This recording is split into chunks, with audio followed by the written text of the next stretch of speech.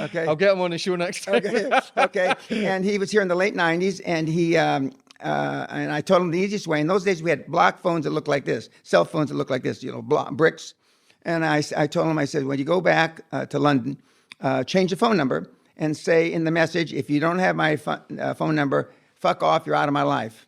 A year or two later, I bump into him in London at a restaurant, and I said, how does it go? And he says, it's going terrific. And that idea about changing the phone number was great until my mother got the message. Okay.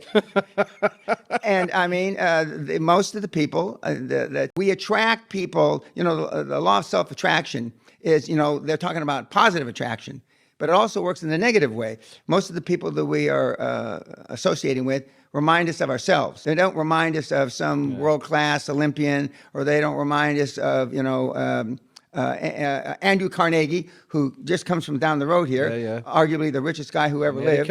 Yeah. And he left, depending on which story you want to believe, either between 7 and 12 years old. But they leave that environment. And so, but it's very difficult for you to close down Facebook, take all the phone numbers in well, they don't call them Rolodex anymore, but whatever your iPad or whatever it is, and switch them out. And one of the things, and the kids that are the most successful, and the reason why I'm more successful in many regards with young kids, they don't have as much negative baggage. My current phenom, who's not a teenager anymore, he's 21, Josh Kim, didn't have a lot of negative baggage because he was only 17 years old when he came here. The guys that are 45, 50, 55 have been through a lot of shite, and it's difficult for them. First of all, they've got mortgages to pay, car payments, perhaps school payments, school for their kids if they go to a private school. They've got to support a mom, maybe a drunken dad, a drug addict brother. Okay, it's very difficult. I'm not suggesting they do that. Just cut them all off. Of course, but it is a very lonely journey. People don't know how to be themselves.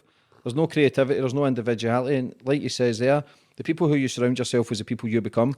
It's a reflection image. If you're fucked up in the head, a lot of relationships, a lot of my ex-girlfriends were fucking crazy. The reason being because I was crazy. I was fucked up. I didn't know who I was. So you attract, I believe everything's frequencies.